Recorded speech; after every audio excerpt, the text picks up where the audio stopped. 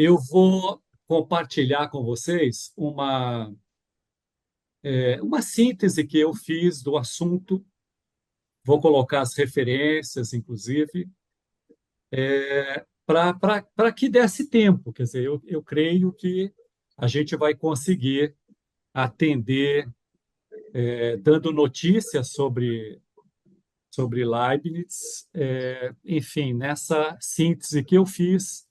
E com isso eu vou tentar trazer aqui alguns textos, né, pequenos textos de algumas obras, para a gente poder ter material ou ter subsídios assim para refletir sobre o assunto, né, que monodologia é a sua obra importante, a obra importante de Leibniz, mais importante, e ela tem uma estreita relação com a filosofia espírita, quando a gente trata do princípio inteligente, né? Então, tem muitas casas espíritas, ou tem programas desenvolvidos por casas espíritas, que também utilizam esse termo mônada.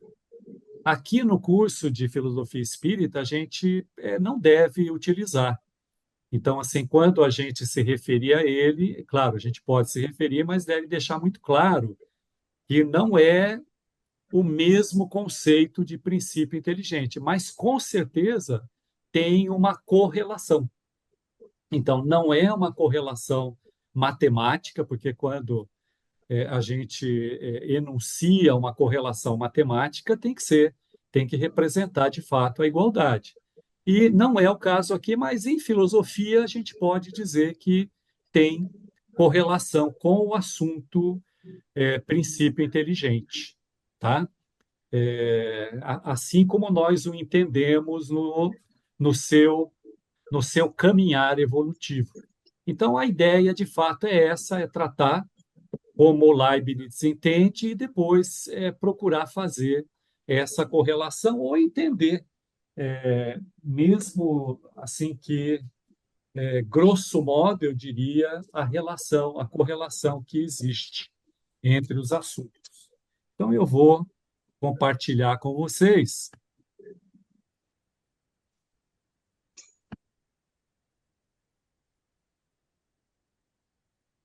é,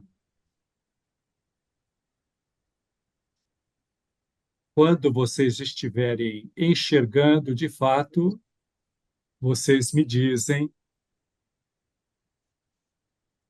tá bem assim?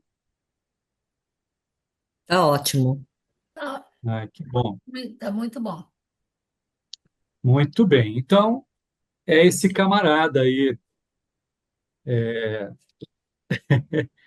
Bela costuma dizer, cabeleira. essa cabeleira, essa cabeleira toda aí, né? Muito bem. Deixa eu ver se eu consigo passar aqui. Consigo. Então, o objeto, né, do nosso estudo de hoje seria conhecer Leibniz, seu caráter assim universalista e sua posição.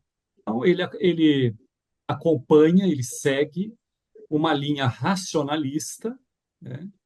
Ele se inspira principalmente em pensadores racionalistas. Ele tem Platão, ele tem Aristóteles, né? E também Spinoza como assim referências, né, no desenvolvimento da sua filosofia, né? E, enfim, tanto do seu tempo que viveram com ele e também dos antigos, como nós citamos aqui. Também entender o que são verdades de razão e verdades de fato, que ele coloca. Conhecer o conceito de mônada e refletir, como nós já adiantamos aqui, na correlação que ela tem com o princípio inteligente da filosofia espírita. E também falar um pouquinho sobre ideias inatas, né? Então, como ele é um racionalista, então ele acompanha ou ele segue, né? Ele endossa o inatismo presente em Platão, né? E enfim, elucida isso quando ele coloca essa, na tentativa que ele faz de aproximar, né, as verdades de razão das verdades de fato. Nós vamos lá ver sobre isso. Então, as verdades de razão, elas têm muito a ver com o inatismo, quer dizer, com aquilo que a gente já tem na nossa consciência. Ok? E os créditos dessa aula estão aqui no nosso livro, capítulo 18, Filosofia Espírita, do Allan Kardec, Princípios da Filosofia Espírita, da Astrid Sayegh, que a gente vai até conhecer melhor aqui na última aula desse livro. Fundamentos da Filosofia, do Manuel Garcia Morente. Evolução em Dois Mundos, do André Luiz, e escrito pelo Chico e pelo Valdo. Eu vou tentar trazer alguma coisinha desse livro. Agonia das Religiões, do Herculano Pires. E a gente se apoiou também nesses sites que aí estão, nesses endereços, e algumas imagens aqui capturadas aí na rede. E eu vou começar com a nossa reflexão. Então, essa reflexão está exatamente como está lá no livro. E é uma pergunta: a mônada é o princípio inteligente? A mônada é um termo que nasceu na antiguidade, onde o neoplatônico Plotino já o utilizava. Platão também já utilizava. E se a gente for ver a origem da palavra, ela tem muito a ver com unidade, né? Então, enfim, na raiz grega, ela quer dizer unidade. E no Renascimento, Giordano Bruno difundiu o termo pela Europa. E em seguida foi tratado de forma mais sistemática aqui pelo filósofo que vamos estudar. Muitos na doutrina espírita se utilizam da expressão mônada, mas Kardec já falava num princípio inteligente. Outros pensadores espíritas buscam conceituar esse princípio e investigar filosoficamente. Um autor que trata o princípio inteligente em suas fases anteriores ao Binal é o Edgar Moll. Então, o Edgar Moll, que é assim, um dos fundadores, né, o principal fundador da Aliança Espírita Evangélica, ele desenvolveu no material de estudo, né, que chama-se Iniciação Espírita, esse termo mônada. Então, ele trata, né, assim, associado ao princípio espiritual, princípio inteligente, né? Haveria diferença entre o conceito espírita e o leibniziano de mônada? Então, essa reflexão já deixa para a gente aqui o bojo do que nós vamos estudar, né? Então, é um termo que nasceu na antiguidade, então não é uma criação de Leibniz, ele vai utilizar por achar que condiz na sua raiz. O próprio Giordano Bruno, que a gente no movimento espírita até que conhece assim um tanto, né, de Giordano Bruno, até pela sua obra, né, pelo trabalho que ele desenvolveu junto com o Newton, principalmente, enfim, e com o Leibniz também, né, que tem tudo a ver, e também pelo fato dele ter sido morto também, sacrificado, enfim, por suas convicções, a exemplo de tantos outros que nós conhecemos. Tudo bem, gente? Então, vamos ver se eu consigo acompanhar a reação de vocês aí e se eu deixar passar, vocês dão um grito. Então, assim, resumidamente, vida e obra. Sempre que a gente trata aqui de vida e obra do autor, por vezes o texto é até um tanto longo lá no nosso livro, mas a ideia é que isso a gente tem plena condição de buscar investigar, né? Investigar e, de acordo com o nosso interesse, a gente busca esclarecer e aprofundar. Então, ele nasceu em Leipzig, a gente diz Alemanha, né?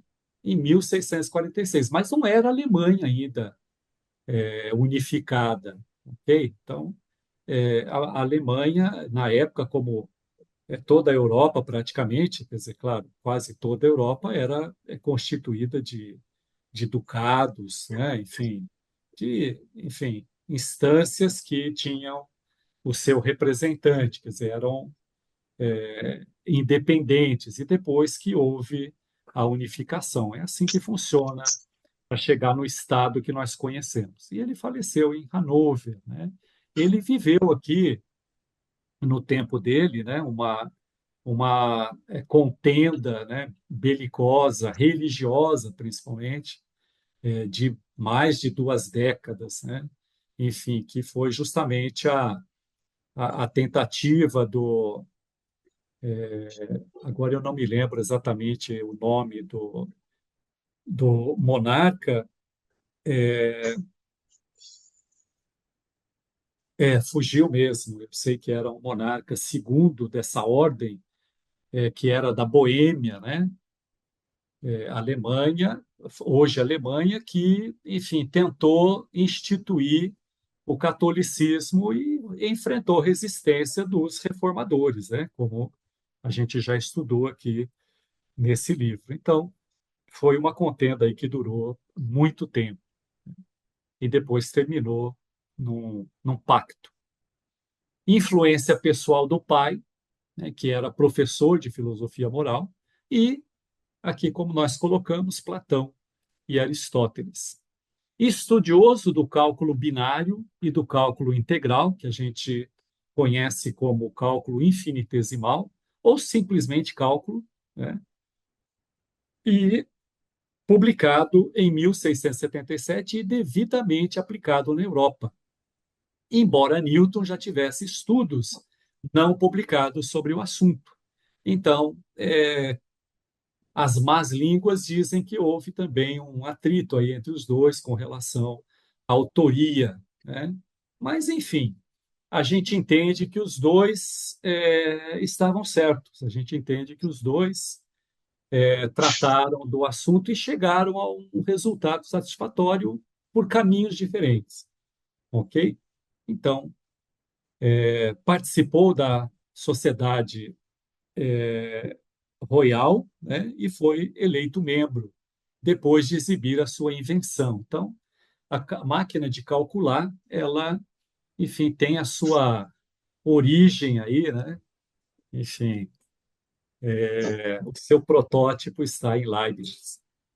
Viveu muitos anos em Paris, onde, com Rousseau, idealizavam a união das igrejas protestantes com a católica. Então, veja que, enfim, daí o seu caráter universalista, né, que a gente colocou lá no início. Alguém, um humanista, um tanto snob, segundo. É isso que eu ia falar quando a gente viu a foto dele na capa, né?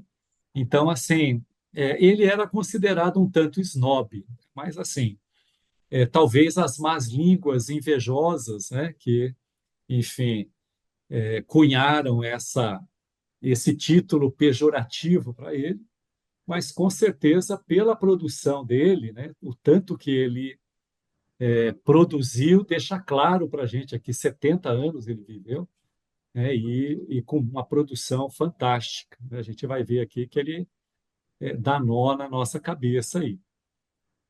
Sua filosofia se apresenta como reação ao dualismo de Descartes e ao empirismo inglês, né? A gente vai ver isso aí.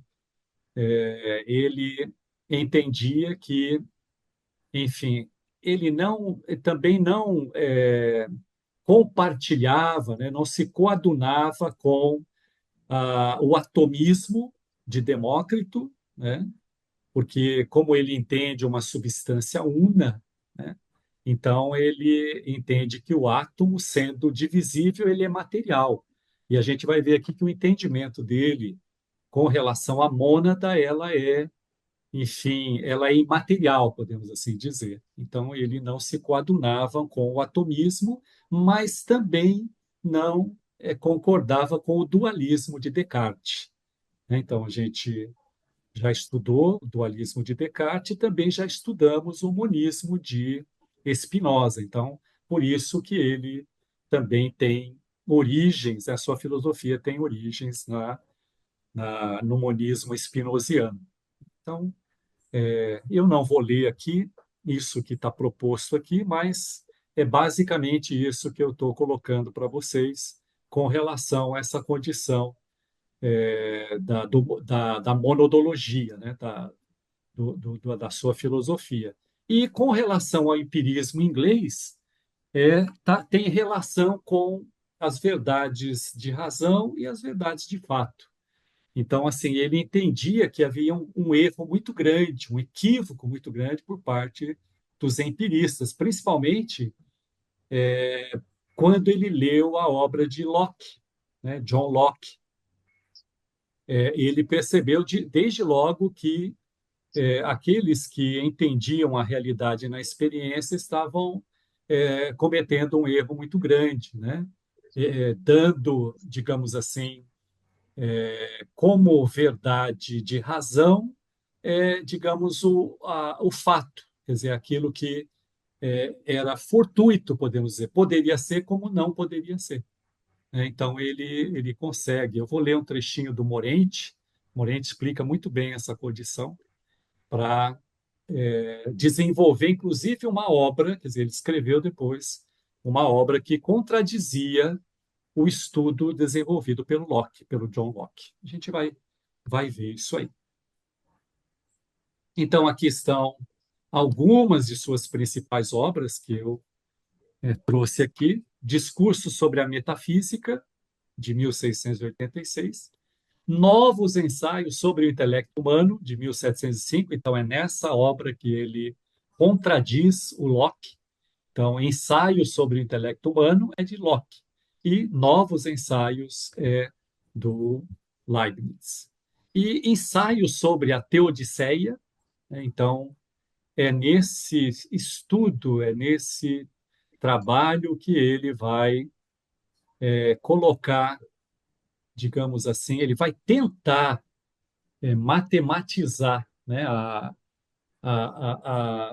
digamos assim, a realidade. Quer dizer, ele, assim, deixa eu ver se eu traduzo devidamente. Ele vê que existem imperfeições na condição humana, ok?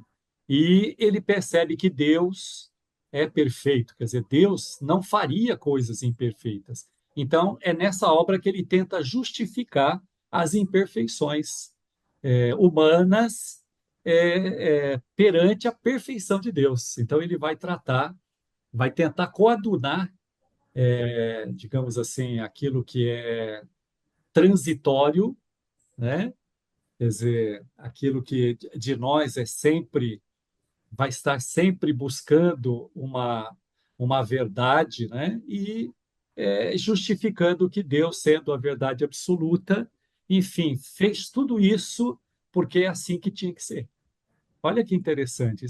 Essa obra é interessante para nós, estudiosos da filosofia espírita. Tem muito aqui para a gente, enfim, subtrair, né, da obra do Leibniz. Quem foi que levantou a mãozinha? Ai, fui eu, ela levantou sozinha. É, Sim, que maravilha! Tranquilo, Carlos. culpa. Ô, Mas Mauro, bom porque eu percebi. Mauro, Oi, pois não. isso que você falou, né, sobre as explicações dele, sobre a condição de errônea, né, a condição imperfeita do ser humano, e ele tenta explicar em qual desses livros dele aqui que está isso aí? Ensaio sobre a Teodiceia. É porque a Ah, gente não vai tratar desse assunto, por isso que eu estava. Mas depois eu mando aí depois da aula eu faço aqui umas anotações daquilo que ficou, daquilo que foi de interesse e mando lá. legal. Legal? Obrigado. e a monodologia, que, enfim, é a obra que fecha o seu trabalho, né? E que a gente vai ter aqui algumas informações, né? Então, sobre a crítica à concepção cartesiana, né, da dualidade da existência, então Leibniz vai. Aqui a gente está vendo, olha, essa figura aqui. Desculpa, gente, eu quis adiantar um pouquinho aqui, tá? Dá para a gente conversar um pouquinho também.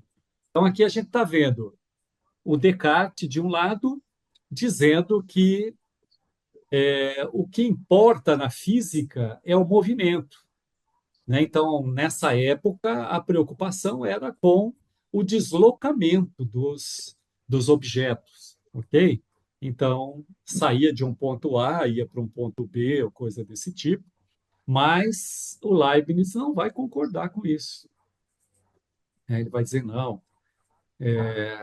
para esse movimento existe aí uma força, e essa força é viva. Olha que interessante. Então, é isso que ele coloca e, enfim, é daí que ele vai desenvolver o seu trabalho, né? Então, olha, ao tempo de Leibniz, a concepção de matéria extensa começou a ser posta em dúvida. Então, muitas coisas tidas como inertes e passivas até então eram, na realidade, centros de força e de atividade. Isso é o que Leibniz coloca. E a gente há que concordar com Leibniz que, de fato, né, a gente ainda tem dificuldade para definir força, quer dizer, a gente expressa ela numa equação, mas definir o que é força, a gente ainda está com dificuldade, né? Então, abrindo aspas para o Leibniz, ele diz assim, ó, existe no ser corpóreo alguma coisa além da extensão. Então, veja, em Descartes, né, a gente tem aí a coisa extensa. Então, o entendimento da física em algo que eu posso medir, pegar, é algo tangível, mensurar, né? Ele tem extensão, ou melhor, antes da extensão. Então, ele vai chamar isso de conatos, que é igual a esforço, que é igual a agir. Então, isso que ele quer dizer quando ele coloca que se algo desloca, é claro, ele recebeu um impulso, mas existe aí uma força viva. E essa força viva é o conatos. Ele chama de conatos, né? A gente pode dizer que em outros pensadores eles também interpretaram isso, né? Essa força, inclusive no indivíduo, com relação à vontade, né? A gente tem Schopenhauer, né, que é assim, aquele que desenvolve a filosofia da vontade. Ele fala dessa força, ele fala dessa vontade de poder, né? O próprio Spinoza, no qual o Leibniz se inspira também, ele fala sobre essa vontade, né? Quando ele coloca que os afetos, então Spinoza chama de afeto aquilo que o Leibniz está chamando de conatos. Então, em nós também isso está presente. Então, quando eu quero aprender filosofia e tenho aquela vontade, né? Então eu devoro um livro de filosofia. Então, enfim, é diferente de quando eu não tenho vontade. E isso vale para qualquer coisa. Quando eu quero comer alguma coisa, eu tenho vontade de comer alguma coisa, eu não me satisfaço enquanto eu não, né?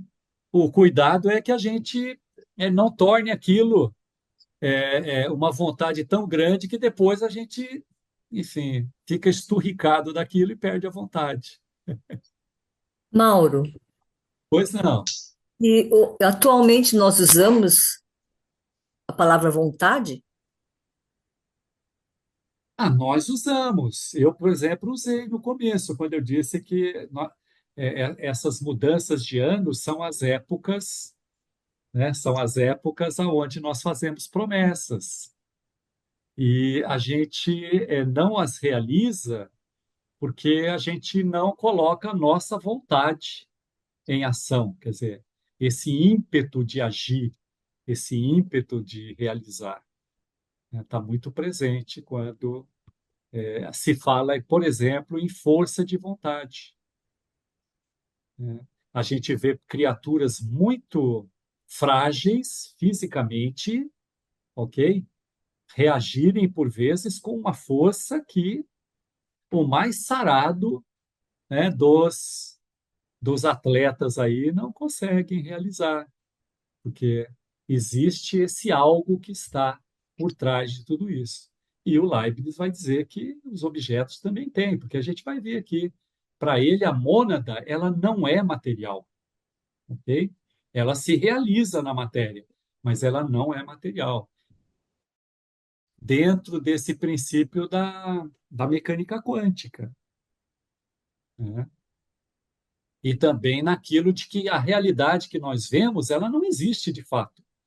É isso que a física, a mecânica quântica trabalha, e eu entendo que com Leibniz a gente consegue, digamos, acolher dessa maneira. Pode parecer um pouco boba a minha pergunta, mas é, quando a gente pensa esqueci o nome da pessoa, é um nome impronunciável para os brasileiros, aquele rapaz que nasceu sem braço e sem perna, aquilo é Ah, vontade? mas eu não tenho dúvida, Aquilo é não, vontade. não tenho dúvida. Entendo. Essa força aí, porque nós inclinamos a inteligência, né, numa certa direção, mas sem a vontade nós não realizamos, né? Certo. Então é preciso que a gente tenha essa vontade. Então veja, olha, a extensão e o movimento, princípios fundamentais da física cartesiana, são transformados em princípio superior de ordem espiritual para Leibniz, quer dizer, assim que eu diria, e talvez ele não fale em espiritual, mas a gente traduz assim dessa maneira. Ele fala em alma, ele até na obra ele coloca uma transição da alma para espírito, sabe? E talvez quando a gente estiver fazendo a classificação das mônadas, ele as classifica também numa hierarquia, a gente vai poder voltar nesse assunto, né? Então, assim, olha, Leibniz, ele não se preocupa com a trajetória que descreve o móvel por detrás da espacialidade e da pura extensão. Procura pontos de energia, a força, o não espacial, o dinâmico, que jaz no fundo de toda a realidade. Então, a realidade para ele não está no tempo e no espaço. Quer dizer, ela se faz em função, eu diria, dessa conjunção, né? Apesar dele, porque para nós, na nossa cabeça é sempre dual, é sempre está presente, a realidade está presente na dualidade, espírito-matéria, né? Inteligência, extensão. E para Leibniz ele coloca isso porque ele não tem esse entendimento de dualidade. Ele coloca que tudo surge espiritual e se transforma em material, mas é uma unidade. Trabalha eu diria que em sintonia. Ele vai até desenvolver um sistema que ele vai chamar a gente chama de paralelismo, mas ele vai chamar de harmonia. Bom, a gente chega lá, quer dizer, nós vamos ter que falar sobre isso. Descobre assim a substância, a força viva, o menor ponto material que contém uma força viva, que determina a sua trajetória e a sua quantidade de movimento. Então, aqui ele é aristotélico, né? Então, ele lembra de Aristóteles lá, da substância. Substância é aquilo que existe por si, é algo que não depende de nada para, digamos assim, existir. Então, essa é a substância leibniziana, tá? Legal, a gente vai voltar nessa condição. E é buscando o infinitamente pequeno que desenvolve o cálculo.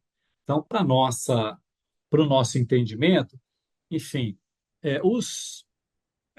digamos assim, os engenheiros, os físicos, os matemáticos, assim, que vão até desenvolve o cálculo até na sua, digamos assim, na sua fase 5, talvez, eu não me lembro exatamente se vai até 5, cálculo 0, 1, 2, 3, 4, 5. Enfim, eles vão compreender exatamente isso. Mas para nós que somos leigos, né? Então, assim, é aquilo dele buscar aproximar a razão do fato. Então, a realidade racional, ok, imanente para a realidade de fato.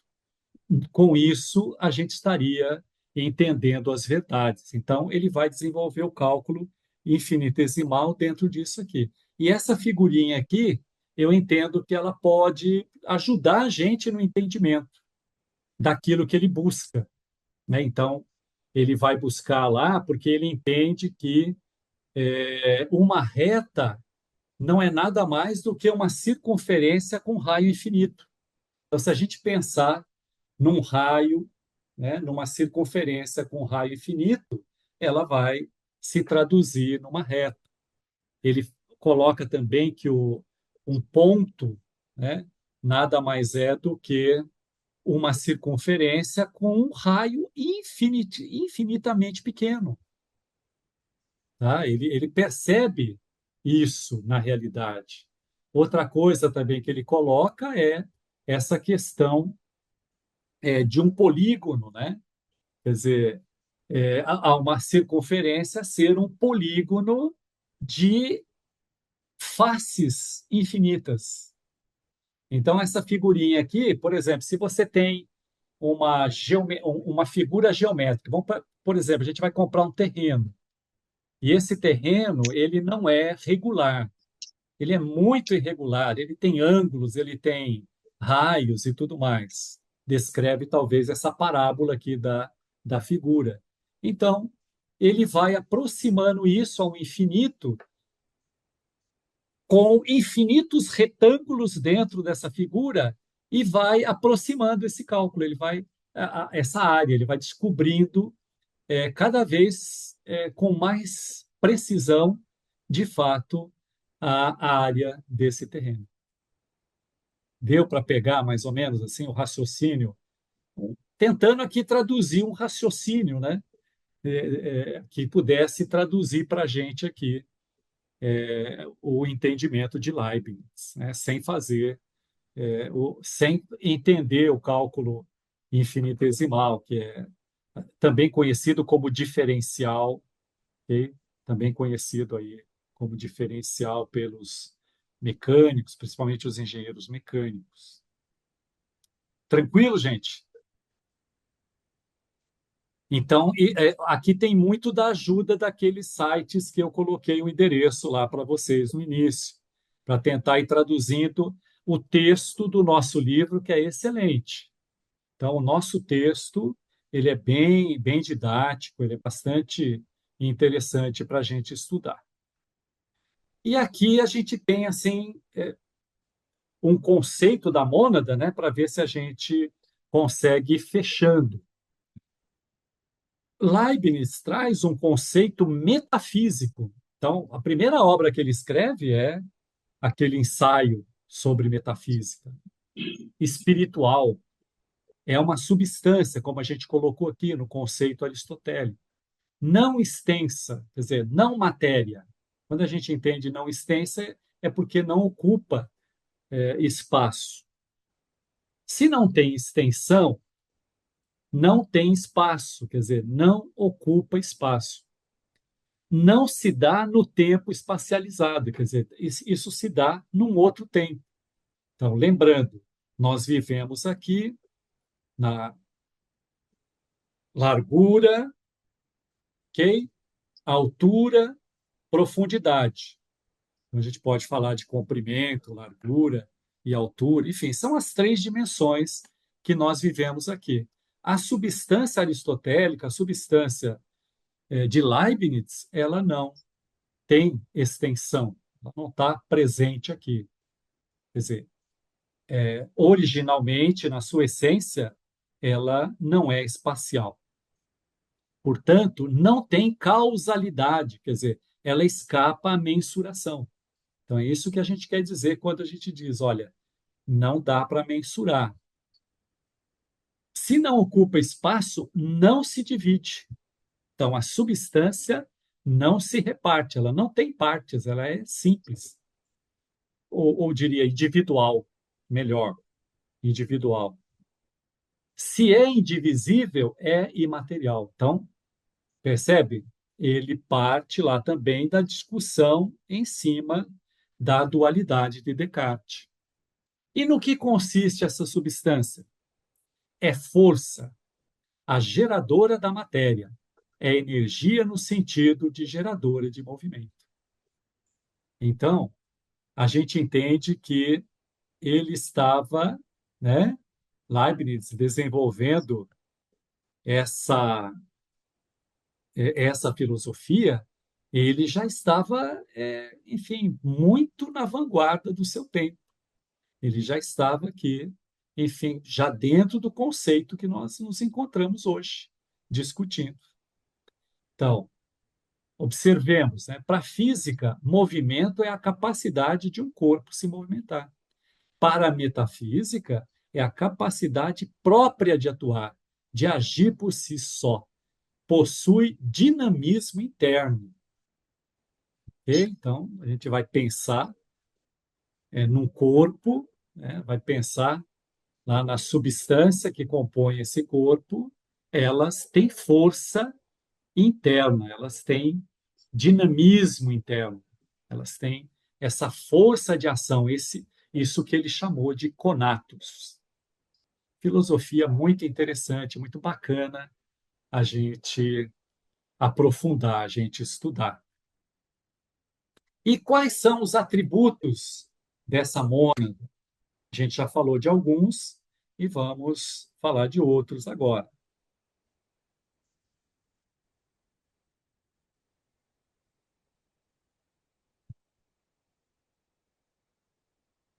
Individual. Então, a mônada, a substância de Leibniz é individual.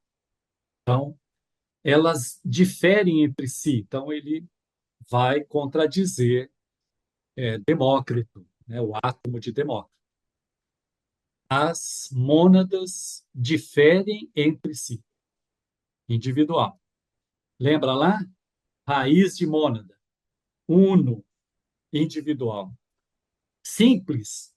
Então, elas não têm partes, quer dizer, elas podem compor o composto, né? O complexo, mas elas em si, a mônada, a substância, é simples. Percepção. Então, isso está muito bem definido aí no nosso material, né? Lá no texto do capítulo, e eu resumi aqui, abrindo aspas para o Leibniz, sobre a percepção. Os fenômenos divisíveis podem ser representados num só ente indivisível. Isso basta para conceber uma percepção sem adicionar a ela pensamento ou reflexão.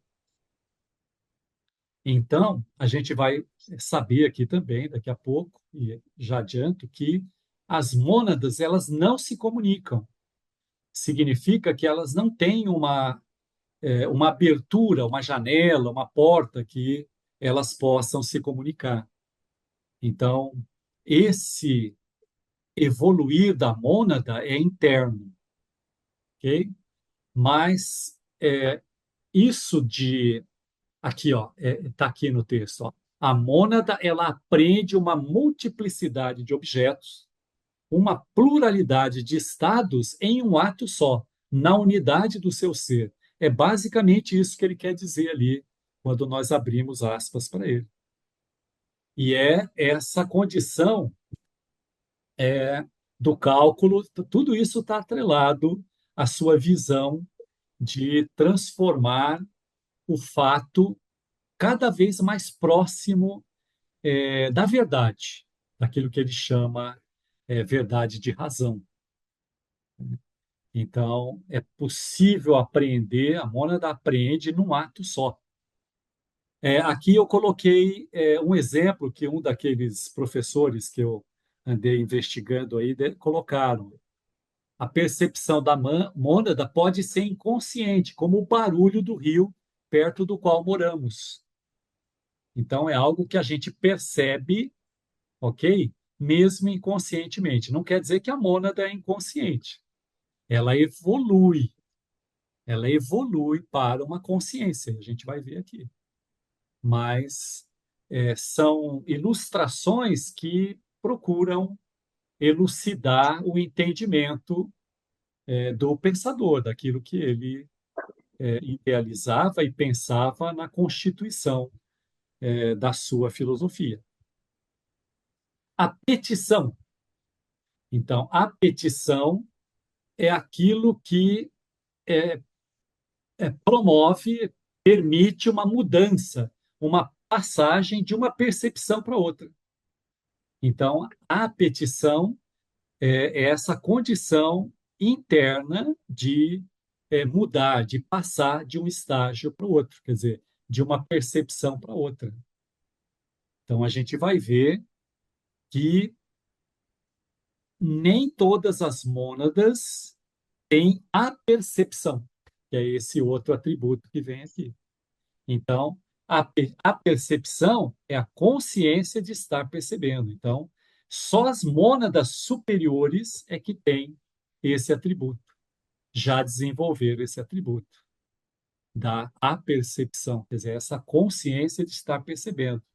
Diria que sabe que sabe, ok? E aqui eu coloquei aqui um trechinho, né, do discurso da metafísica, uma das obras que nós citamos lá no início. Deus produz diversas substâncias, a gente pode entender que Deus produz diversas mônadas, como nós estamos tratando aqui, porque mônada para ele é substância, segundo as diferentes vistas que tem do universo.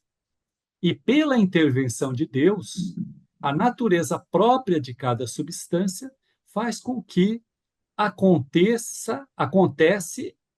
faz com o que acontece a uma resposta ao que acontece a todas as outras, sem que atuem imediatamente umas sobre as outras. Então, é isso que ele vai chamar de harmonia pré-estabelecida. Agora eu lembrei, porque se é de Deus, né?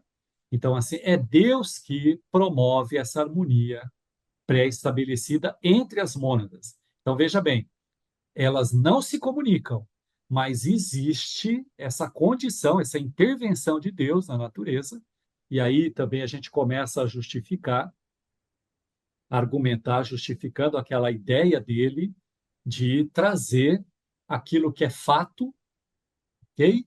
Aquilo que acontece e não é uma verdade de razão, mais próximo da verdade de razão.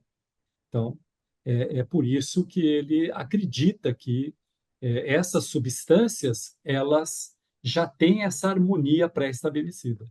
Acontece para a mônada A e a mônada B percebe, em função dessa harmonia pré-estabelecida. É Deus que intervém. Olha que interessante.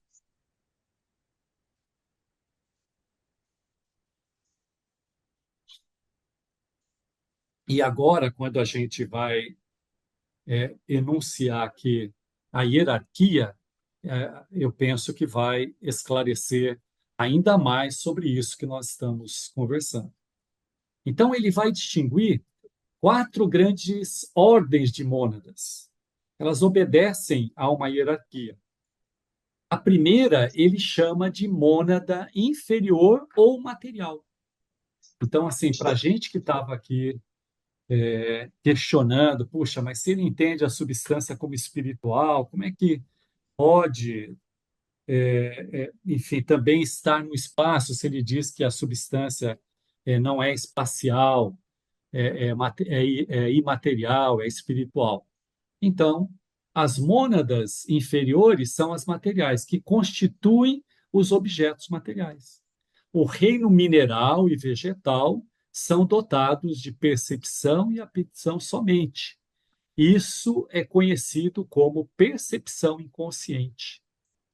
Então, é aquilo que a gente viu anteriormente. Nem todas as mônadas conseguem, né, ter esse atributo da percepção que dá a consciência daquilo que ocorre nela, na sua intimidade. Depois vem as mônadas sensitivas, ou almas constituindo o psiquismo animal, dotadas de percepção e memória. Olha que interessante. Então, vejam, né? Aqui também já entrou um termo alma, olha. Isso aqui vai ser muito interessante porque, para Leibniz, o animal tem alma, diferente de Descartes também. Não sei se vocês lembram, mas para Descartes, o animal era como uma máquina, ele funcionava como uma máquina, ele não tinha alma. E Leibniz entende que os reinos mineral e vegetal não têm alma, mas o reino animal já possui uma alma, né? Vejam como a gente está fazendo já essa correlação, não é? Com a filosofia espírita, né? As mônadas racionais é uma terceira ordem dentro dessa hierarquia. Ou espíritos. Então, veja, aqui ele faz essa diferenciação, é aqui que ele faz essa passagem das mônadas sensitivas para as racionais. Então, as mônadas que ele chama de almas para as espirituais, enriquecidas de conhecimento das verdades eternas, aquilo que forma as verdades de razão, a consciência reflexa. Essas representam o psiquismo humano. E, finalmente, a mônada suprema. Então, por isso que ele também defende o monismo spinoziano. Então, era assim que entendia Spinoza sobre a realidade. Só havia uma substância. Deus é natureza, a natureza é Deus. Então, o Leibniz acompanha esse pensamento de Spinoza. Deus, absolutamente perfeita, causa eficiente de todas as outras. Então, ele também aqui digamos, concordante com Aristóteles. Lembra de Aristóteles, quando ele dizia que haveria de ter um primeiro motor que não dependesse de ninguém, quer dizer, porque ele ia reportando quando ele ia buscando a origem de tudo, e a origem que ele buscava era do universo. Então, ele via que sempre havia um motor anterior que impulsionava o seguinte. E ele chegou lá no primeiro motor. Lógico que ele não chamou de Deus, mas, enfim, a gente entende assim como no pensamento de Leibniz. Deus é o absoluto. Deus é a causa eficiente. Deus é imóvel. Tá dando para acompanhar, gente? Tranquilo? Você vai falar das verdades de fato? Vamos falar sim. Vamos falar das verdades de razão e das verdades de fato. Muito bem. Aqui, ó, que entra, sabia que estava em algum lugar. A ordem entre elas é explicada pela harmonia pré-estabelecida, que Deus introduziu na criação. E olha o que é o ser humano para Leibniz. O ser humano é uma colônia de mônadas de graus diversos, no qual a mônada central, dominante, é uma mônada espiritual, consciente, dotada de percepção, apetição, como todas as inferiores, a percepção e memória como a alma, e possuindo o inatismo leibniziano que contém as verdades de razão, unindo-se mônadas inferiores inconscientes que constituem o corpo. Então, o que nós somos? Nós somos um universo micro, né? Aqui até aproveitando esse entendimento do Leibniz, eu posso dizer que nós somos um cosmos, um microcosmos, né? do, do universo, quer dizer, do universo de Deus, de toda a criação. A gente pode dizer que há essa proximidade. E nós somos constituídos de mônadas no entendimento de Leibniz, de todas essas ordens, desde a inferior, aquela que é sensitiva, até aquela que é racional e aquela que é suprema. E eu diria que ele está bem próximo aqui do entendimento espírita, da filosofia espírita, com relação ao desenvolvimento, a ligação, né, do espírito com a matéria. Porque apesar da gente dizer que o espírito começa a experimentar o princípio inteligente, desculpa, a gente tem que definir isso muito bem quando a gente está falando de filosofia espírita. O princípio inteligente começa o seu aprendizado no reino mineral, a doutrina espírita, a filosofia espírita não entende assim.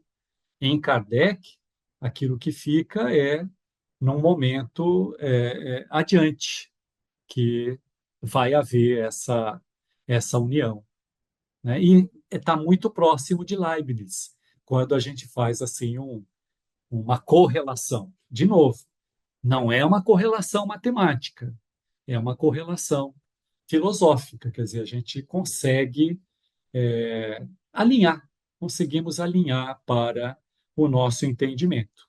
E aqui está a pedido da Lia, então a gente vai continuar conversando sobre monodologia e tudo mais, mas abordando agora aquilo que Leibniz entende como verdade de razão e verdade de fato. Então, ele aceita certos princípios fundamentais do pensamento. Quanto a isso, eu já digo que é a lógica aristotélica. Então, esses princípios fundamentais do pensamento é a lógica aristotélica. Então, ele quer chegar a uma verdade. E o Aristóteles ajudou bastante. O entendimento nessa época de Leibniz é pleno na lógica aristotélica. Princípio da identidade, princípio da contradição, princípio da razão suficiente, tudo isso está presente aqui naquilo que ele acredita, naquilo que ele aceita. O princípio da contradição, o qual estabelece que qualquer declaração contendo contradição é falsa e o seu oposto é verdadeiro. O princípio da razão suficiente, o qual assegura existir uma razão suficiente para tudo ser como é. Um tipo particular de verdade decorre de cada um dos princípios. O primeiro nos fornece as verdades de razão, que são verdades necessárias, cujos opostos são impossíveis. O segundo nos fornece as verdades de fato, que são as verdades contingentes, cujos opostos são possíveis. Então, as verdades de razão, elas são verdades matemáticas. São verdades que não se contradizem, que ao elaborar a equação eu chego a um resultado que, enfim, é verdadeiro. E as verdades contingentes não são matemáticas, elas poderiam ser diferentes. A gente diz que o calor dilata os minerais, por exemplo. E o Leibniz vai dizer que poderia ou não. Tá? Então, assim, Verdades históricas. Verdades históricas são verdades de fato. Elas correspondem. O fato, por exemplo, de eu estar sentado aqui, da gente estar aqui, é a condição do dia 19 de janeiro de 2026. Então, essa não é uma verdade de razão, é uma verdade de fato. Poderia não ser, poderia não ter acontecido, né? Então, eu vou ler um trechinho aqui do, do Garcia Morente, até porque é interessante, gente, a gente tomar contato com as obras de filosofia, né? Essa daqui é uma edição, deixa eu ver aqui se vocês conseguem, vai aparecer aí do avesso, né? Mas Fundamentos de Filosofia, lições preliminares de filosofia. Isso aqui, o Manuel Garcia Morentes, ele lecionou, ele é um espanhol que lecionou na Argentina por muito tempo. E ele escreveu esse livro da forma com que ele dava aula, da forma que ele se expressava nas suas aulas. Por isso que é interessante a gente tomar contato com uma obra dessa daqui. Aqui eu vou ler um trechinho, deixa eu ver aqui se a gente consegue, é o 117, não, eu não estou aqui, lá na frente. Esses itens que aparecem aí são os apontamentos de aula que ele faz.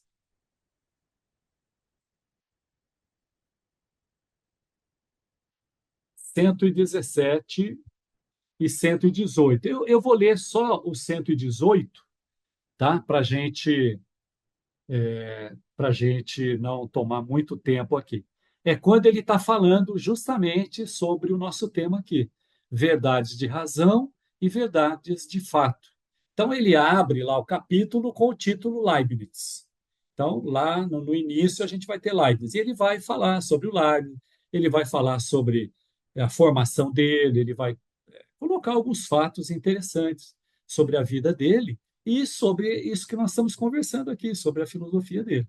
E trechinho, esse item aqui, 118, é verdade de fato e verdade de razão. Assim, pois, o ponto de partida de Leibniz é este ponto central, desde as primeiras linhas do livro que consagra o refutar a Locke. Locke tinha escrito ensaios sobre o entendimento humano. Leibniz leu esse livro, estudou-o a fundo e depois redigiu umas notas que se publicaram com o título de Novos Ensaios sobre o Entendimento Humano, após a morte de Locke. Notem que os pensadores, gente, eles não fazem nada sem antes tomar contato, sem antes conhecer, sem antes esmiuçarem aquele assunto lá para tomar a realidade. As primeiras linhas desse livro começam, desde logo, levantando o problema no seu ponto central, distinguindo verdades de razão e verdades de fato. O conhecimento humano compõe-se de umas verdades que chamamos de razão e outras verdades que chamamos de fato. Em que se distinguem umas das outras? As verdades de razão são aquelas que enunciam que algo é de tal modo que não pode ser mais do que desse modo. Ao contrário, as verdades de fato são aquelas que enunciam que algo é de certa maneira, mas que poderiam ser de outra. Em suma, as verdades de razão são aquelas verdades que enunciam um ser ou um consistir necessário, enquanto que as verdades de fato são aquelas verdades que enunciam um ser ou um consistir contingente. O ser ou consistir necessário é aquele ser que é aquilo que é, sem que seja possível conceber-se sequer que seja de outro modo. Assim, o triângulo tem 3 ângulos e é impossível conceber que não os tenha. Assim, todos os pontos da circunferência estão igualmente afastados do centro e é impossível conceber que seja de outro modo. Pelo contrário, se dizermos que o calor dilata os corpos, é assim, o calor dilata os corpos, mas poderia ocorrer que o calor não dilatasse os corpos. As verdades matemáticas, as verdades da lógica pura, são verdades de razão. As verdades da experiência física são verdades de fato. As verdades históricas são verdades de fato. Então, só para a gente ter um contato com uma obra de um filósofo, de um professor, que é o Garcia Morente. Então, ele ajuda a gente a compreender o filósofo, porque o filósofo se exprime, por vezes, de uma maneira que já estamos afastados do seu tempo, enfim, e o contexto é outro, e a gente tem dificuldade, até porque ele usa termos, às vezes, que, enfim, são incompreensíveis no primeiro momento. Então, aconselho aí, né? Não é nem conselho, né? Não. É só para a gente ter uma referência, né, de como estudar. Então, o Leibniz, ele percebeu isso, né? Ele percebeu, como eu já disse, o erro do empirismo, né? Ele vai, assim, o empirismo reduziu o racional ao fático, aquilo que de fato está acontecendo, né? Ele vai buscar, né, introduzir as matemáticas, né, na realidade. É isso que ele tenta fazer, não só ele, mas principalmente ele, né? Com a invenção do cálculo infinitesimal que nós vimos ali, ele vai, digamos assim, de fato, fazer com que as verdades, de fato, elas se aproximem cada vez mais das verdades de razão, né? Então, assim, só uma palhinha, né, daquilo que a gente tem numa aula, né, de um professor, de um filósofo. E todo o livro é elaborado dessa maneira. Eu entendo que são os apontamentos dele que ele fazia para depois proporcionar as aulas, ok? Então, isso que vocês estão vendo é exatamente o que ele colocou. Aqui é só para justificar a lógica aristotélica, né? Que ela trata do sujeito e do predicado, dentro daquela montagem, né? Daquela estrutura de, enfim, primeira proposição, segunda e conclusão, né? Dizer o triângulo tem 3 lados é uma proposição verdadeira, pois a noção 3 lados, que é o predicado, está contida na do triângulo, que é o sujeito. Se fosse dito o triângulo tem 4 lados iguais, teríamos uma proposição falsa, pois a noção 4 lados iguais não está contida no triângulo, né? Que é o sujeito que identifica essa figura, esse ser. E aqui tem uma frase interessante que coloca o conceito de razão em Leibniz, né, dentro desse desenvolvimento que ele está fazendo. Entendo por razão não a faculdade de raciocinar, que pode ser bem ou mal utilizada, mas o encadeamento das verdades que só pode produzir verdades. E uma verdade não pode contrariar a outra. Então, que fique bem claro também, para nós, o entendimento de razão em Leibniz, porque quando ele fala de verdade de razão, ele está falando justamente disso. E quando ele fala de verdade de fato, é aquilo que pode contrariar, é uma verdade contingente, é uma verdade relativa. São as verdades nas quais nós encontramos e ele se esforçou para dar um caminho para que a gente chegue cada vez mais próximo de fato da verdade, que a gente tome um caminho cada vez mais assertivo, né? Tudo bem, gente? Tá dando para a gente acompanhar? Ô, Mauro, Pois não. eu posso dizer que as verdades da razão são as ciências exatas e as São verdades matemáticas, sem dúvida.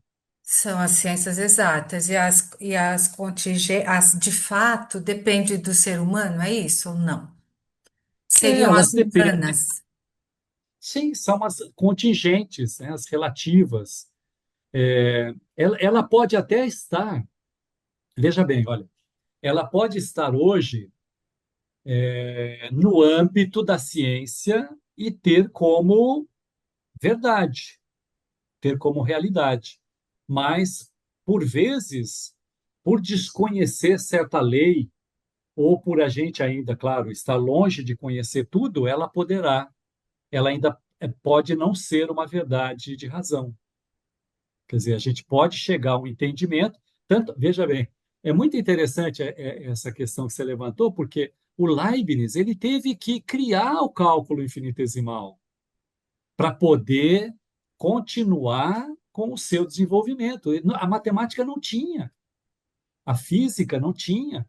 Hoje os físicos, né, como a gente disse, os engenheiros, os matemáticos estudam cálculo, mas nessa época de Leibniz não existia, né? Então ele só pôde descobrir certas verdades e que, como eu disse, a mecânica quântica hoje está refletindo sobre esse entendimento, sobre esses conceitos, porque ele criou um cálculo que não existia, né? Então, Certo. a gente tem que tomar esse cuidado. Então, é uma verdade matemática, mas será que a gente não pode contrariar a matemática lá na frente? Eu penso, não penso isso. Eu não acredito nisso, mas a gente precisa conhecer muita coisa ainda, não é? Nesse caminho que nós nos encontramos. Ainda mais por perceber hoje que a gente está falando disso hoje. Quando a gente fala de mônada, quando a gente fala de substância, nós estamos falando da intimidade da matéria. E hoje os físicos eles estão diante dessas situações que se colocam, princípio de incerteza, ok?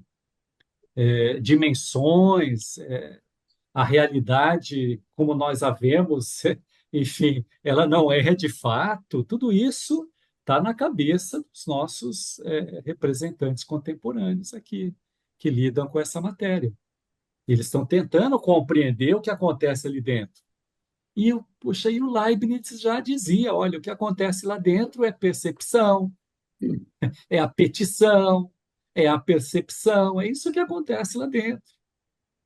Elas não são materiais, né? Enfim, o conceito dela é espiritual, o conceito dela é conceito de assim substância, né? Não está na espacialidade. Não. Pois não, opa, desculpa Oi. aí. Colaborando nesse tema, né, da Marineuso, Opa, eu também entendo assim, né? Algumas verdades, eu vou chamar, eu vou até escolher a medicina para falar disso daí. Se tiver alguma médica, eu poderia até complementar. Alguns conhecimentos que nós temos de medicina hoje, né, ou não vou dizer quase todos, mas alguns, não só na medicina, mas também na física, na química, né, são verdades de fato, não é? São verdades de fato porque daqui a algum tempo deixarão de ser. E é muito interessante que eu ouvi isso, acho que há um mês, alguma coisa assim, com relação à medicina, a questão do ovo. Antes, por exemplo, o ovo era proibido você comer ovo, né? Era um por semana, dois por semana, alguma coisa assim. Aí depois, era uma verdade de fato. Aí depois o conhecimento avançou. Não, não é bem assim. Você não deve comer muita clara, só a gema. Ou ao contrário, uma coisa assim, não é? Aí o sim, conhecimento avançou. Aí falou, não, não. Pensando melhor, essa gordura assim, né, que existe lá na clara ou na gema, não faz mal para a saúde, né? Então, eu também fico com você. Eu acho que a matemática é uma ciência que realmente vai ser difícil algumas verdades dela mudarem. Mas eu acho que todas as outras, física, química, medicina, etc, etc, a maioria para mim são verdades de fato. Muito bem observado, Carlos. Muito bem observado. E é isso que a gente não tem dúvida disso. Sim. Inclusive, estudando filosofia, a gente não tem dúvida que nós estamos diante ainda de muitas verdades de fato. E isso, você colocou muito bem a célula aí, maior, aí, o ovo, mas isso é em tudo da nossa saúde, né? Do nosso corpo, enfim, a gente ainda tem que avançar muito, a gente tem que conhecer muito aí. Legal, muito legal. Bom, Aí, se me permite opa, claro, uma situação aqui. É, se tem uma afirmação como essa aí, a verdade só pode produzir verdade. E uma verdade não pode contrariar a outra verdade. Então, para se chegar a uma situação que possa ser verdadeira, não pode haver, eu acho, pelo que eu entendi, vê se eu estou certo, não pode haver possibilidade de erro ou mentira. Ou seja, alguns conceitos, acredito, que ainda não chegaram à verdade. Tá? Ainda estão ok. produzindo elementos para se chegar até ela. Porque a partir do momento que eu digo isso é uma verdade, ela é incontestável. É o ápice da, o ápice de tudo. Como, se você me permite dizer, como Jesus disse, eu sou a verdade. Se alguém tiver É, alguma coisa a contrariar ao que ele diz, o que ele disse, eu já usei então, essa expressão aqui. A verdade é algo, pode ser esse círculo aqui, ok?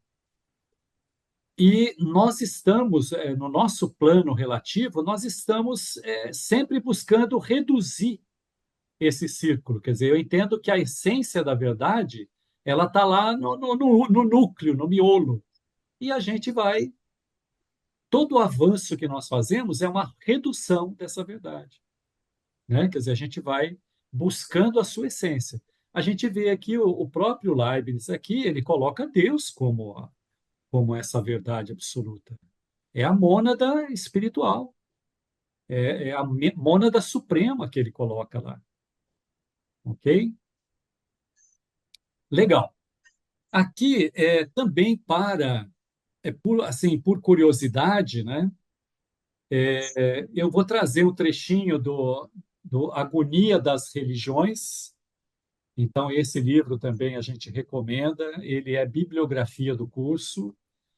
Qualquer obra do Herculano é interessante, mas essa obra, para a gente que está estudando filosofia aqui, é muito interessante, apesar do título dizer Agonia das Religiões, tem muito de filosofia aqui, né? Eu vou trazer um trechinho aqui, deixa eu ver se eu não vou avançar muito. Ele está falando aqui, Herculano, sobre o princípio inteligente, ok? Então, o capítulo é o 7 desse livro, ele está falando do princípio inteligente. Então, eu peguei um trecho aqui. O pensamento divino ligado à matéria adquire autonomia, sem com isso desligar-se da fonte que o alimenta. Transforma-se na mônada, elemento básico e estrutural da matéria, de que são compostas as próprias partículas atômicas. A palavra mônada procede de Pitágoras. Olha só, o Herculano vai mais longe ainda, né? Procede de Pitágoras. Foi empregada por Platão como ideia e desenvolvida modernamente por Leibniz. e renovou também, como uma substância inteiramente simples, então pura, indivisível e refratária a qualquer influência exterior. A mônada é dotada de uma força interior que a transforma, de potencialidades que se desenvolvem continuamente e de capacidade de percepção e vontade. As mônadas são diferentes entre si no tocante a essas potências internas. Então, o pensamento divino, né, ele vai lá na Gênese, ok? Ele tá aqui tratando daquela figura lá de que o verbo se fez, né? Então, é a manifestação de Deus na criação, é a manifestação de Deus na matéria, né? E dando origem às coisas, dando origem às substâncias e colocando nelas potências. Então, elas são únicas, indivisíveis, portanto simples, que nós vimos, e elas têm potências a ser desenvolvidas. E eu posso dizer que nós somos pura potência em desenvolvimento. O que a gente precisa, de fato, é de torná-las atuais, né? De atualizá-las. Essas correlações filosóficas são necessárias para entender-se o que é o princípio inteligente da concepção espírita. Trata-se, como se vê, do princípio básico de toda a realidade, responsável pela formação dos reinos da natureza, pelo desenvolvimento da vida e de todas as faculdades vitais e anímicas dos seres. Olha que interessante. O princípio de básico. A gente sabe que a matéria, ela não se forma, ela não adquire a forma que ela tem, ela não se agrega sem esse princípio. Tanto é que uma folha cai da árvore, daí a pouco, questão de dias, ela vai se desintegrando. Nós falecemos, nós morremos e, gente, já tem que começar a cuidar dos odores e tudo mais, porque imediatamente já começou a desintegração. Quer dizer, não tem mais ali aquele princípio vital, não tem mais ali aquela força, o conatos do Leibniz. A gente só precisa tomar cuidado de ficar falando essas palavras no centro espírita, viu? Tem que explicar direitinho.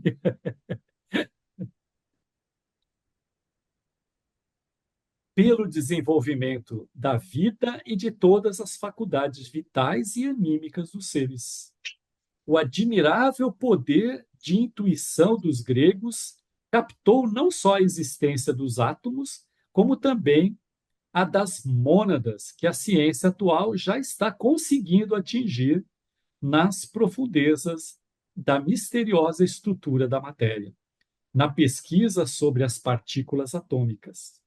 A teoria espírita do princípio inteligente é explicado de maneira sintética lá no Livro dos Espíritos. Questão 23, que é o espírito?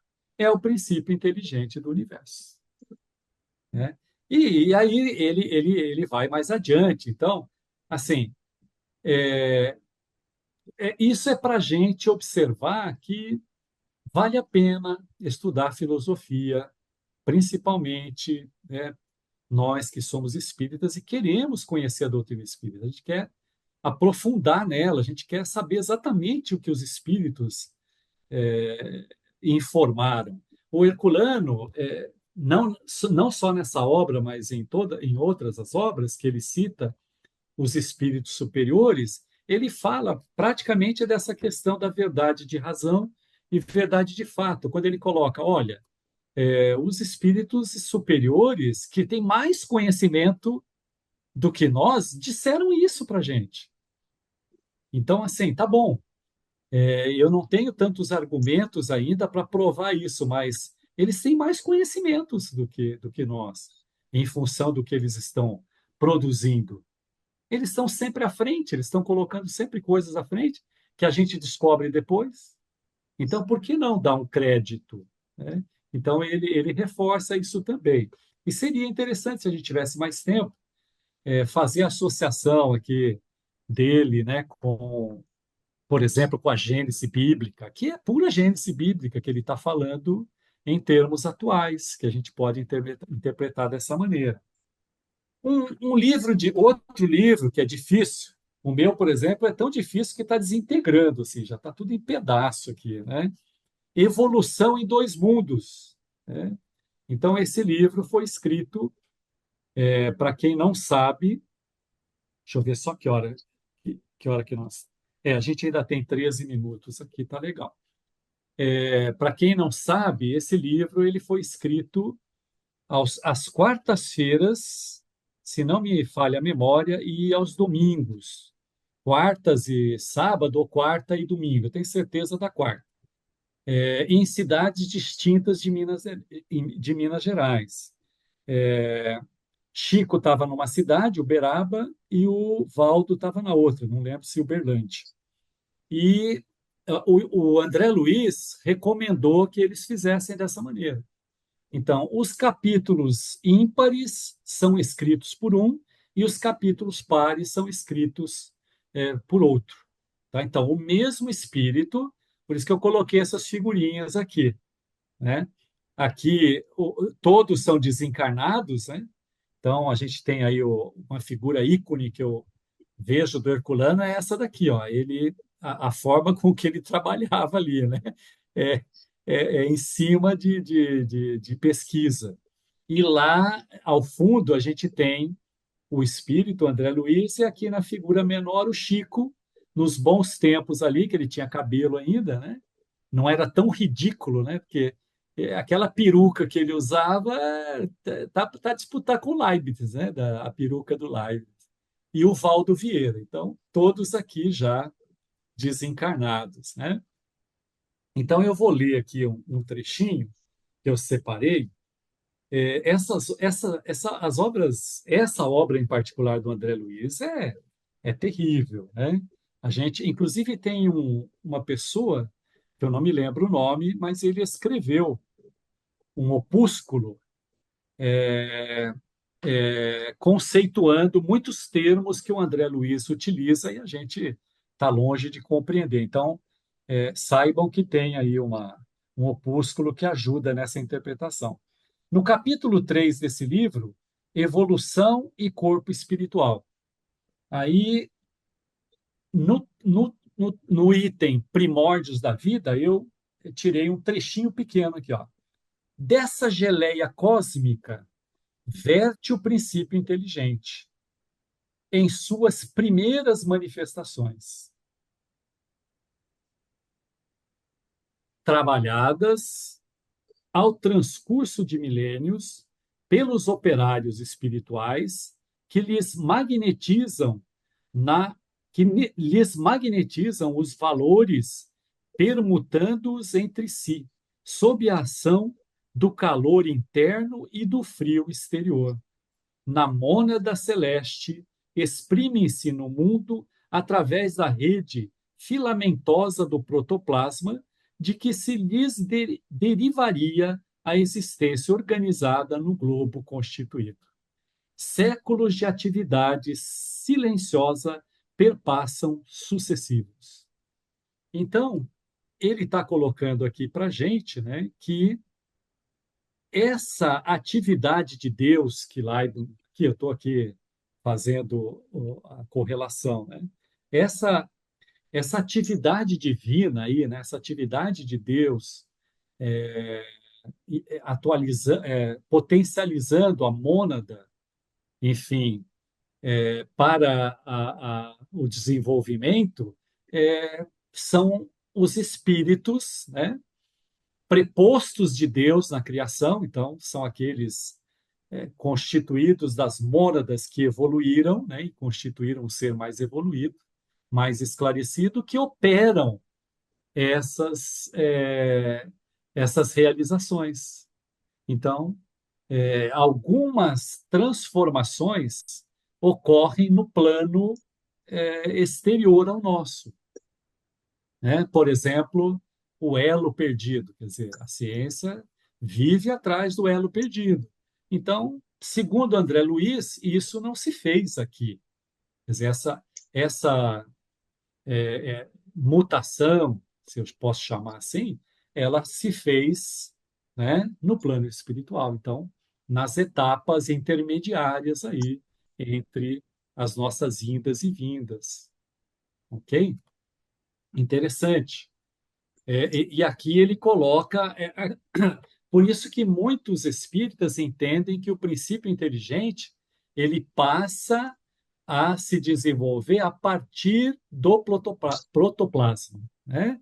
Então, o protoplasma, ele coloca aqui essa geleia cósmica aqui, então é aquilo que a gente já comentou aqui, uma sopa de substâncias aí que, num determinado momento em que o André Luiz cita aqui nesse livro, a Terra se viu revestida dessa geleia, tá? E, enfim, é quando se deu condições apropriadas para que se manifestasse o princípio inteligente. E está muito próximo aqui da codificação. Ok? Um outro trechinho, tá, mais à frente, que é o capítulo 5, que fala sobre células e corpo espiritual. Que eu, enfim, não eu, mas esses créditos que nós demos aqui, a ajuda que esse pessoal nos dá, nos remetendo a esses endereços, né?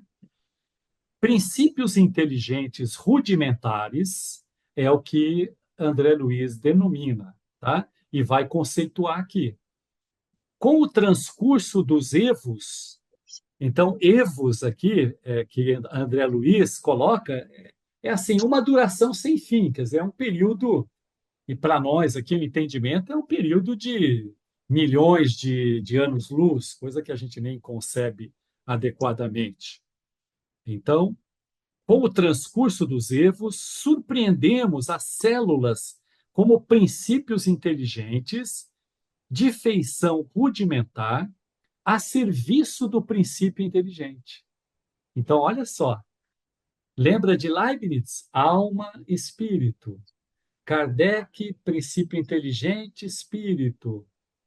André Luiz coloca que, num determinado momento, a gente vai surpreender aqui princípios inteligentes rudimentares, porque Kardec só utilizou o termo princípio inteligente. E o André Luiz vai chamar de princípios inteligentes rudimentares, a serviço do princípio inteligente, em estágios mais nobres nos animais superiores e nas criaturas humanas, renovando-se continuamente no corpo físico e no corpo espiritual. Então, nossas indas e vindas aí. A gente fala hoje em mundo de regeneração, então está valendo aqui. A gente vai desencarnar aqui e parece que a Terra logo vai adquirir um novo status. Então, enfim, essas idas e vindas é que vai fazendo-nos, né, caminhar aí à medida que a gente presta serviço, em modulações vibratórias diversas, conforme a situação de inteligência que a senhoria, depois do berço ou depois do túmulo.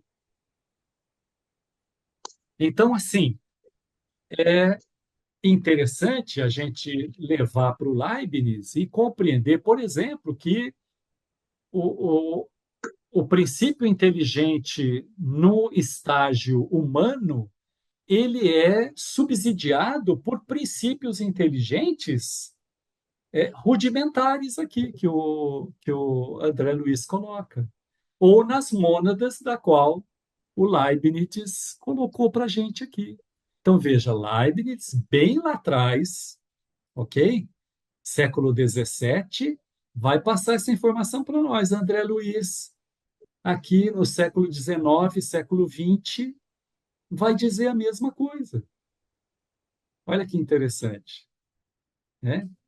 Então, eu penso que é assim que a gente deve caminhar aqui no nosso estudo à medida do nosso interesse, né, buscando compreender cada vez mais o que esses espíritos quiseram nos informar. Porque, gente, com a inteligência de Kardec, o seu poder de concisão, seu poder de síntese, a sua didática, enfim, a gente tem muito que investigar nessas obras. Vou colocar 5 obras que, sem contar tudo mais que já foi escrito e que tem para vir aí, né? De novo, naquele plano relativo que nós nos encontramos, a gente pode dizer que a codificação está às voltas o tempo todo com novidades, né? Como Kardec queria. Fiquem com a ciência, fiquem com a ciência. Então, eu penso que o espírita verdadeiro, como Kardec dizia, é aquele que está se esforçando pela sua melhoria, né? Então, ele busca constantemente o seu aprimoramento moral, mas é aquele também que se esforça para compreender cada vez mais os ditames, né, dessa ciência nova que nos é trazido no século XIX pelos espíritos superiores.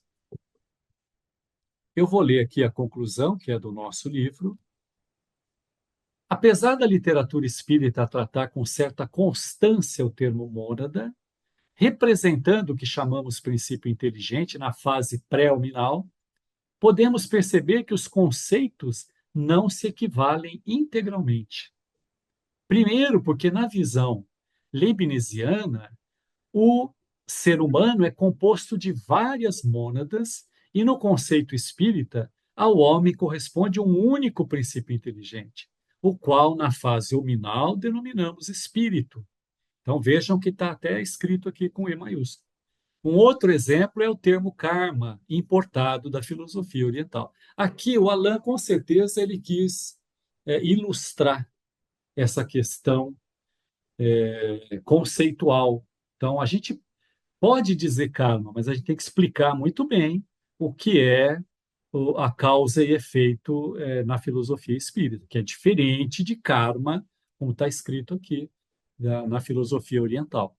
Portanto, neste curso e dentro da filosofia espírita, procuramos evitar o uso do termo mônada, para tornarmos mais claros os conceitos espíritas, evitando assim introduzir pensamentos previamente concebidos e distintos daqueles próprios da doutrina. Independente da terminologia, podemos afirmar que Leibniz, com seu conceito de mônada, vem a ser um precursor do espiritismo no tocante ao princípio inteligente.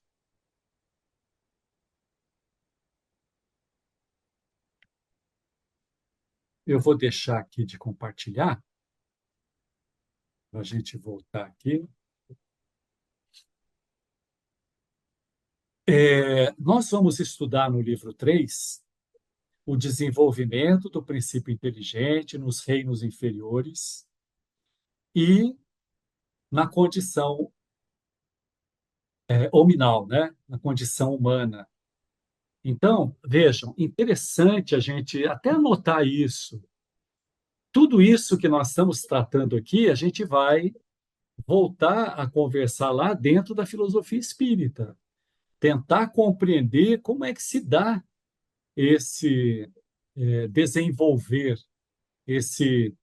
Eu não gosto de falar evoluir, porque evoluir é progredir, né? Então, assim, é esse desenvolvimento do princípio inteligente dentro da criação. Então, o laboratório que Deus elaborou e constituiu para que a gente pudesse estar se desenvolvendo, pudesse estar aprendendo aí, dentro das experiências que nós praticamos, né? E a gente observa que Leibniz é um precursor da filosofia espírita. Ele diz muito do que nós conhecemos aqui, a questão do inatismo, a questão da memória, né? Vocês vão ver que nessa hierarquia das mônadas é preciso chegar no momento aonde essa mônada ela lembre, ela tenha consciência do que ela aprendeu, né? Consciência daquilo que ela sabe, senão a coisa não avança, não progride. De novo, em Leibniz é dentro dela mesma, aquela harmonia pré-estabelecida, então, a potencialidade que Deus instituiu para que a gente pudesse atualizar. Então, aristotélico isso, ato e potência. Então, é até para justificar que muitas vezes a gente não consegue compreender por que nós estamos estudando filosofia para chegar na filosofia espírita. É exatamente por isso. A filosofia espírita, ela não trouxe novidade. A novidade que ela trouxe foi abrir os nossos olhos, aclarar, olha, as pessoas estão gritando aí, alguns já até morreram por isso. E agora a gente formou uma equipe aí, nós estamos aqui. Enfim, abram suas cabeças aí. Enfim, a gente vai tornar isso bastante transparente para que não haja dúvida, né? Mas é a verdade que nós temos para agora. Não, não acreditem que isso está pronto, é aquilo que a gente tem para esse momento. Tranquilo, gente?